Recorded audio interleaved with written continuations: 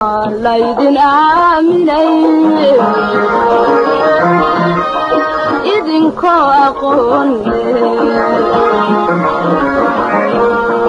inamada la doortiyo abandulahoodow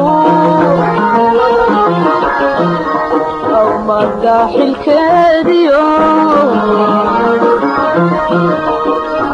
أنا يدين سارلي ولا يدين آمني يدين كواقون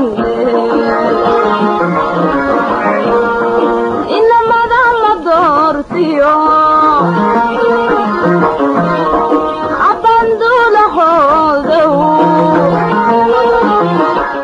بسم الله الرحمن الرحيم waxaan ilaahay ugu dhaartay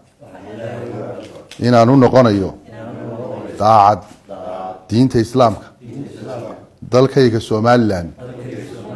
dadkiisana ku maamulayo sinaan iyo cadaalad intaan xilka hayo